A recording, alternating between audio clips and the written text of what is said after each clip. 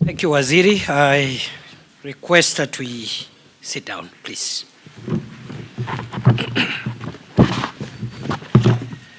Good evening. I'm sorry for disrupting your excursion. I will see how to mitigate and not really pay for it, but something in between. Distinguished participants, ladies and gentlemen, all protocols observed. My name is Kithure Kindiki. I'm the Deputy President of the Republic, and thank you for clarifying, Madam President. Please, that there is no tension between the Deputy President of the Republic and the President of the Guild. The President remains President, isn't it? So all protocols observed. I'm delighted to officiate this convention, the seventh of this kind. This conference, or this convention, brings together media, representatives of government like myself, academia, civil society, technology companies, and all of us are here to define the future landscape of journalism in our nation. This rich mix of participants here today is an important ingredient in offering a holistic approach to the issues of discussion during this convention. The media is a powerful instrument for advocacy and education of the masses. With its tentacles in almost every home state, the media shapes not only the opinions but also the beliefs of citizens. Through its print, audio, and visual platforms, the media remains a leading source of information for the masses. With the advent of vernacular radio and television stations, Kenyans of all walks of life can now access critical information at the comfort of their homes and in their languages. We have moved from the one television, one radio station era to an era of a myriad of choices, including a new world of social media and artificial intelligence. These changes have had as big an impact on the media sector as it has had on all other segments of our society. Today, media houses are struggling to compete with non-traditional peers where integrity and standards cannot be assured. The transition to digital platforms has meant a reorientation and a recalibration, oftentimes at great cost. It is not lost on all of us that the evolution of a technologically driven world order now has the media fraternity as one of its many victims, if not casualty. The advent of the internet and the rapid growth of digital technology have revolutionized how we consume information and entertainment. It is therefore imperative that we all adapt or perish. The need for media actors to innovate is now. You must embrace digital platforms, diversify your content, and build on collaborations and partnerships outside the beaten path. Ladies and gentlemen, the relationship between government and the media has often been strained and marked by distrust, tension, and adversarial interactions. The media has been cited for advancing political and partisan interests sometimes at the expense of its core mandate of being the public watchdog. It has been blamed, maybe fairly, maybe unfairly, for the deterioration of public values through the glorification of immorality, vanity, and morbidity in pursuit in pursuit of the almighty shilling. On the other hand, government has been accused of frustrating the media due to its publicization and profiling of issues in society. Government has been accused of seeking to control coverage through coercion and intimidation. Government has been accused of failing to protect media freedom and the personal safety of journalists. We must bridge this divide and build a working partnership grounded on accountability and responsibility. Both the media and government are charged with great responsibility, great power, great influence. And whoever is entrusted with great power and great influence must, and I say must, be subjected to great accountability. To whom much is given, much is required. It is not in doubt, perhaps from where I stand, that government appreciates the role of the media as a watchdog in society and will continue to support the sector to effectively perform its role of shaping public discourse. Through educating the public on current affairs, exposing malpractices, and holding government agencies and officials to account, the media contributes to the safeguarding of the tenets of our national values and principles of governance, which are espoused in Article 10 of our Constitution. However, the exercise of media freedom as guaranteed by the Constitution should be of necessity, be tempered with a sense of responsibility, as I have said, and accountability. It is more common today to find single perspectives, barely tempered by a right of reply about perceived government action or inaction. Indeed, it is not uncommon to see small insert apologies, often a few days after a sensational story has been published, seeking to apologize and clarify positions, and only after a victim has called the media out for its misreporting, by which time the credibility of the victim is in shambles. Journalists must uphold a high level of professionalism that is founded on professional standards. I am aware that the Kenya Editors Guild, as the professional association for editors in Kenya, is dedicated to promoting media professionalism and credibility. I call on you to do more. The profession is expected to candidly critique and point out areas where the government can do better. As you do so, it is equally important to spotlight the reforms, initiatives, programs that occasionally government implements, sometimes without a lot of fanfare, to improve the lives of Kenyans. In other words, paint a comprehensive picture for the people of Kenya, both the good and what you think could be done better. Government does not ask to be favored. We do not request to be favored.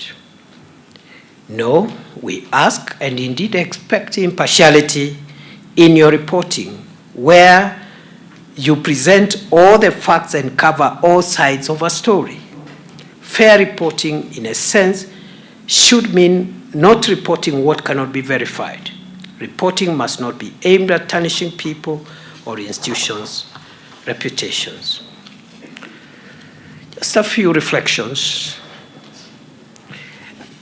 We have been asking ourselves, for example, those of us who are privileged to serve in government at this time, could, for example, the new healthcare system, the Taifa Care, could it provide a silver lining, if not for any other reason, in its ability to perform data analytics for the first time, so that we can identify and plan for the most common diseases affecting Kenyans today?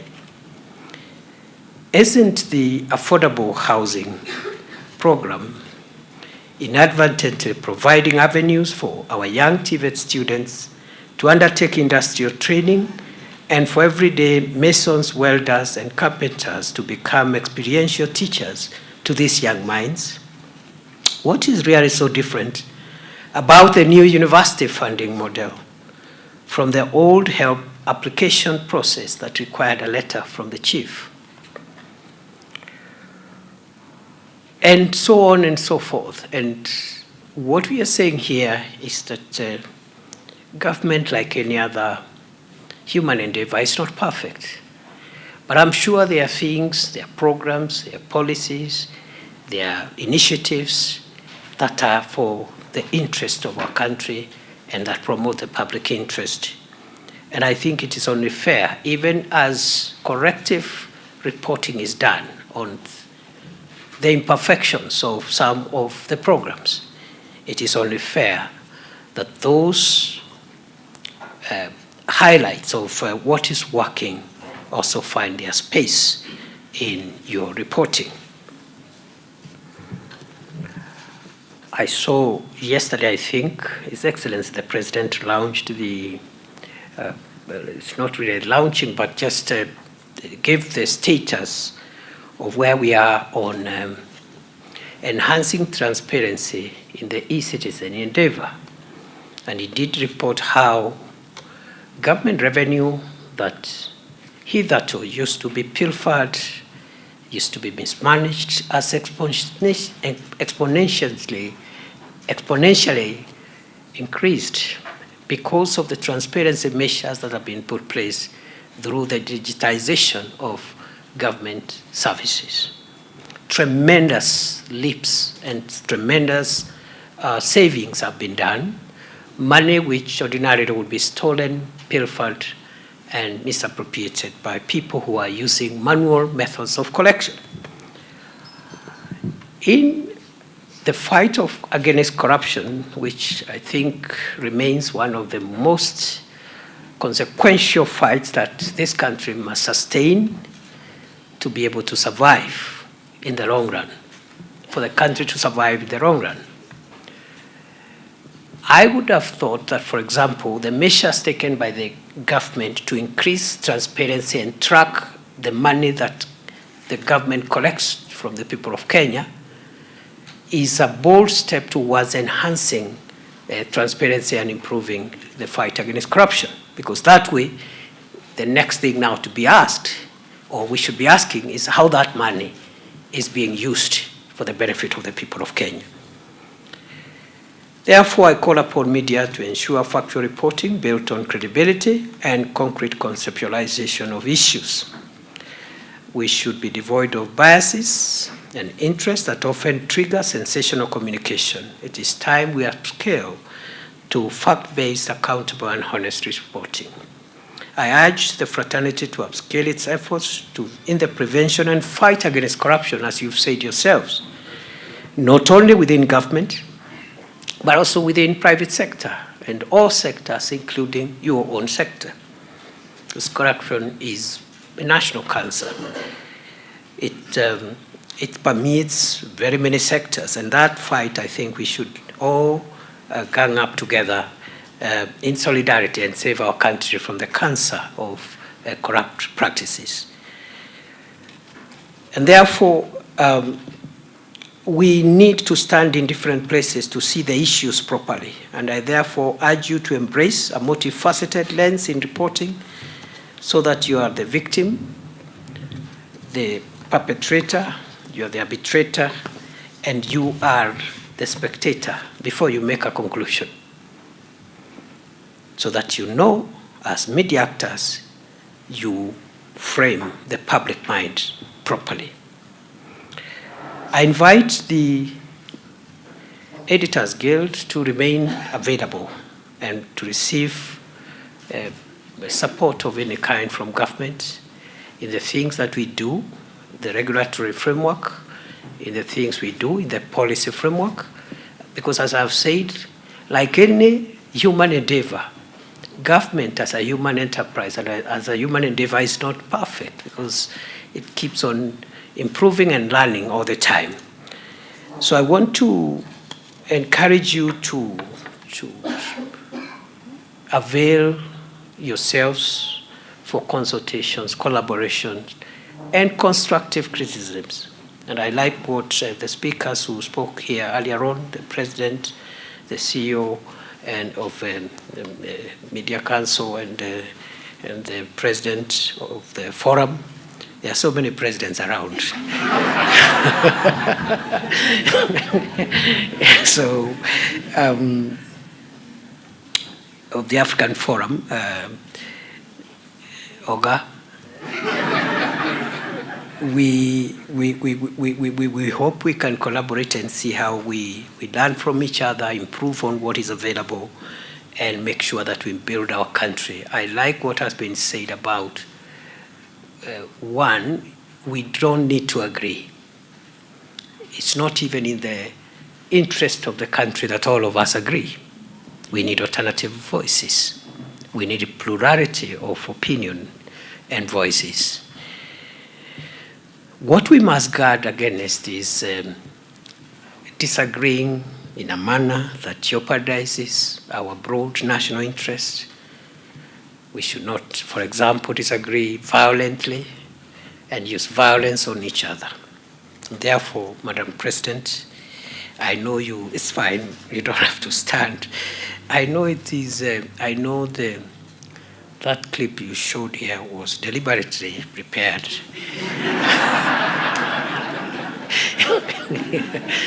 And the message is home. The message is home. And I better say no more, because other than the current role, you know, I am the immediate security minister of the country. So some of the things you're saying, I'm familiar with them. You are familiar with them. Maybe because we were in different positions and roles, I could have a perspective that you may not have. But I also admit there are perspectives from your side that we could not have as government. So the thin balance, therefore, of how we articulate our differences of opinion and different positions in the transaction of our national life, whether politics, business, professions, we must make sure that in those transactions we don't hurt our national interests, especially the existential, foundational circumstances that assure the long-term sustainability of our country. Now, you know, the balances between freedom of expression, assembly, picketing, media freedom, access to information, on the one hand, heavy protections, quite elaborate protections in our Bill of Rights. How do we balance that with public safety and make sure that the constitutional order is not overturned by extreme expression of democratic ideals? And those balances are in the Constitution. We don't have to go very far. We'll find them there. And only hold each other to account when either of us is on the fringes of those balances. That is my plea. You know, our friends in the US had a democratic stress test like the one we had in June in this country. I will not call them protests. I will call them a democratic stress test.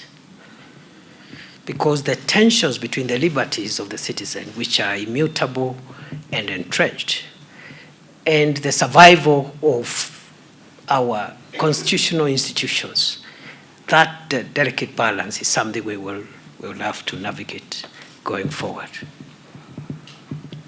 I don't want to raise issues which are not for this forum. But I've been wondering, as a citizen of Kenya and as a leader and a member of this administration, we are guaranteed our freedoms in very absolute ways, sure. But I thought the same constitution has also asked us to preserve the nation and preserve the constitutional order and its institutions. I thought so. I thought so. If that be the case, for example, if, for example, through popular consensus, and I'm saying this is hypothetical, it did not happen, but if by popular consensus we generate adequate public consensus to do away with some of the institutions of governance completely, and we can go all the way into doing a referendum to validate it, because that is the absolute way of democratic expression. We decide, the people of Kenya are sovereign, it is true. They exercise their sovereignty either directly or indirectly, directly through the organs that are established in the constitution like parliament, legislature, executive, but directly through elections and referenda. If we all decide, for example, through a popular consensus that we build public consensus that we don't need some of the institutions that are established under the Constitution. It is popular, it is in the public interest, but I don't know whether it is in the national interest, for example, hypothetically, to abolish the judiciary. Because you can do that in a referendum. You can do that in the referendum. The people have decided we just need two arms of government, for example. We don't need an arm of government that deals with disputes between citizens and among each other, or between citizens and those who are responsible for running government institutions. So it's food for thought. And I know, I believe, and I really hope I'll be invited again, because these are things I would want us to spend a bit of time informally discussing. Informally. It costs nothing to exchange views. And you don't have to take my views. I also don't have to take all your views. Yeah? But because this is a formal process, I will leave it there and say the following things that are relevant as I close to this forum and the issues that have been raised, including the clip that was showed carefully and strategically. First, my sister here, our cabinet secretary for ICT, is one of your own.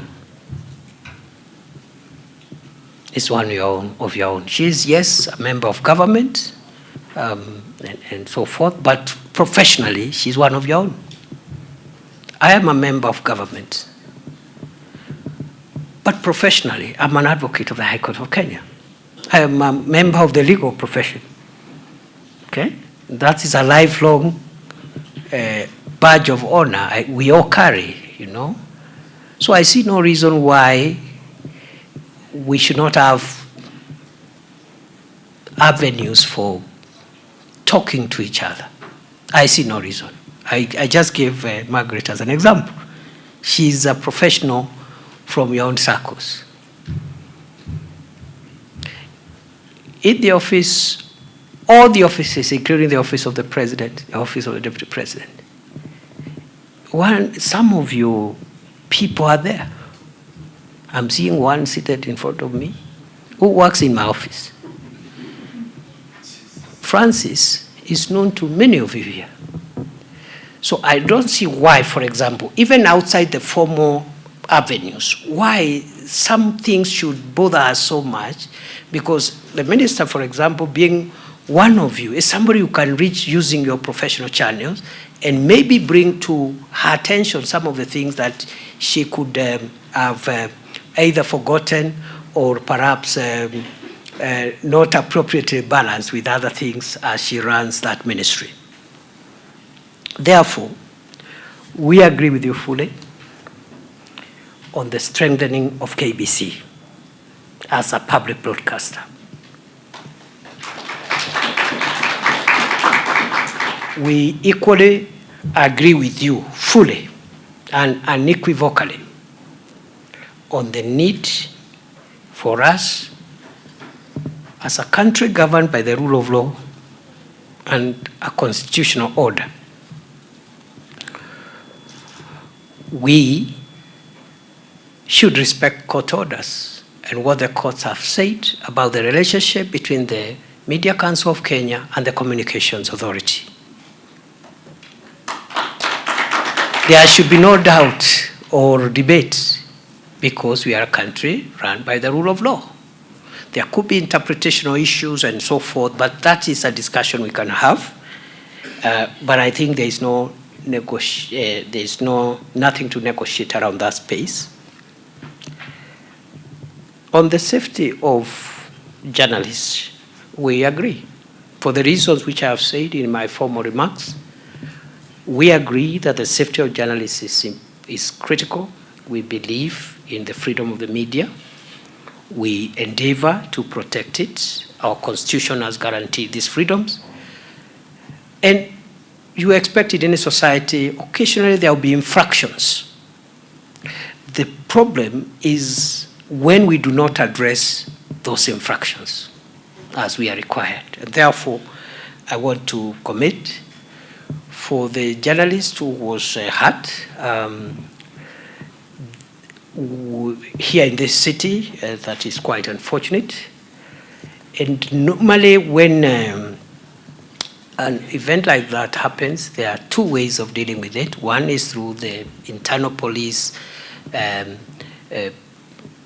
internal affairs police unit, but also more objectively through the IPOA, the Independent Police Oversight Authority. Now we've had a leadership transition in the last 3 months.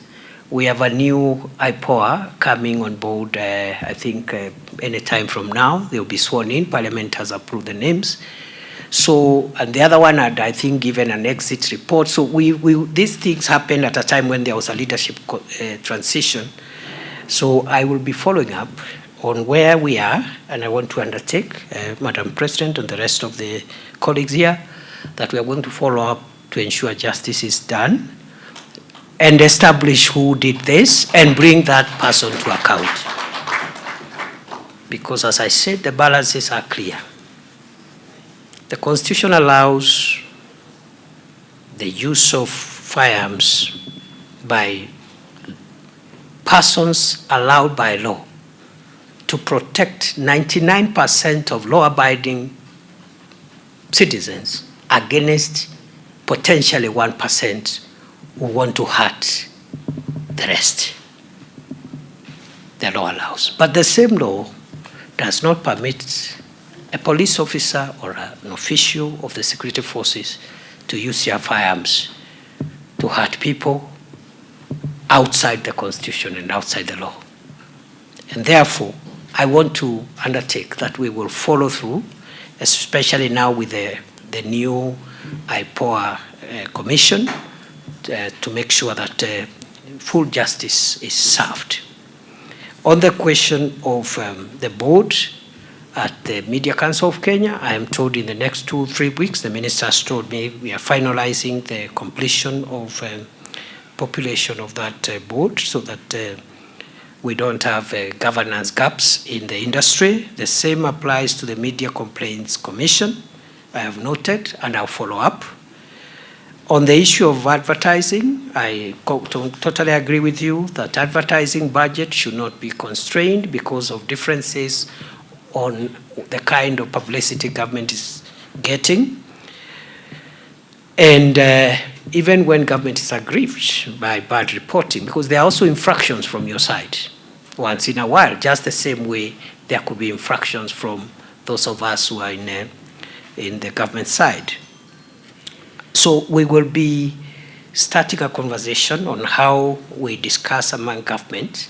I know some of it is ongoing, especially on the question of pending bills, which have really made some of the media houses to really have to struggle for services they have rendered.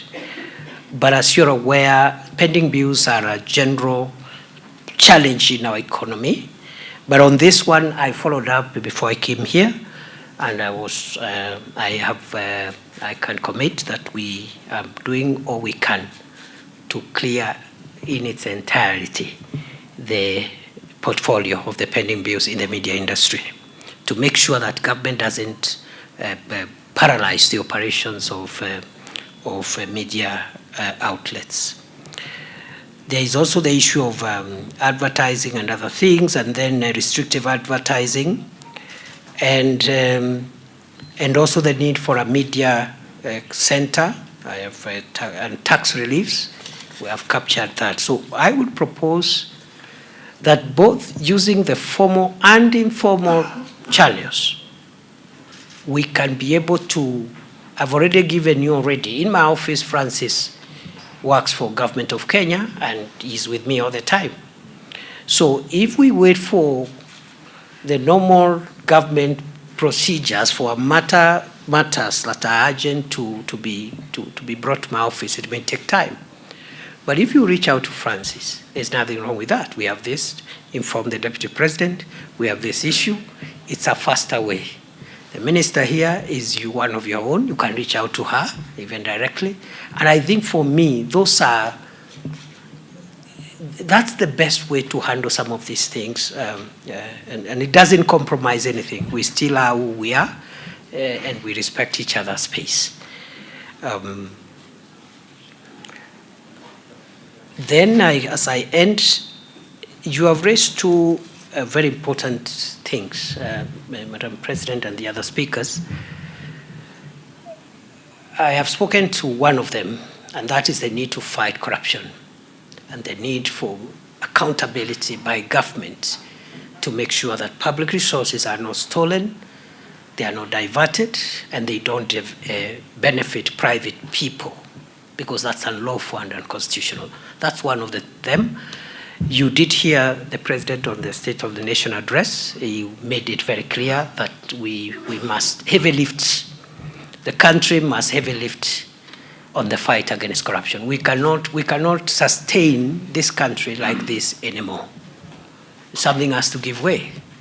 The same way we've made difficult economic decisions in the economy, and that's why there has been a bit of unease, because some of these decisions have their side effects, especially at the initial stages. We must also heavy lift on the fight against corruption, using the hard ways, like the ones I said, jailing people and so forth. But also, I also mentioned about soft ways. How, for example, using technology, we have reduced the number of characters who are diverting public funds. And if we put that project into 100%, collect traffic fines and everything digitally, we will have saved a lot. And then, of course, we start now asking, how are we spending this money? And that's a conversation we must engage in. But the second and last grave matter that you've raised, and we concur entirely, is the issue of what climate change portends for Kenya. I am glad you took initiative to develop a manual and build capacity for journalists and editors to be able to transact with this very complex and quite frightening phenomena that is changing the DNA of the world. His Excellency the President has provided political and diplomatic leadership on climate change diplomacy globally, leading to the hosting of the African Climate Summit in Nairobi. And thank you very much for the support you gave. The highlight, the profiling of that summit was phenomenal, and we owe it to you, because you are the owners of the instruments of visibility. Climate change and corruption today are national security threats. I have just left the Interior Ministry. The traditional threats of terrorism, organized crime like banditry and so forth, and trafficking in persons will continue to be there in the foreseeable future.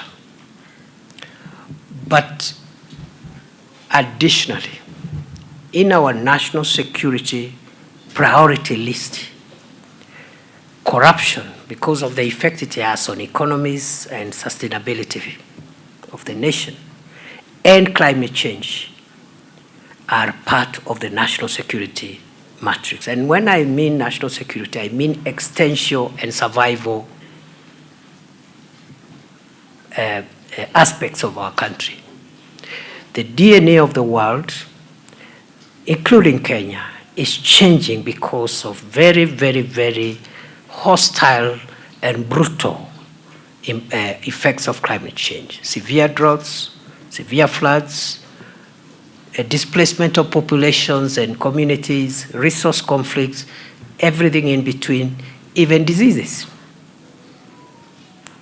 And therefore, good people, you are leading the way in integrating your profession to the science of climate change, and that is very commendable.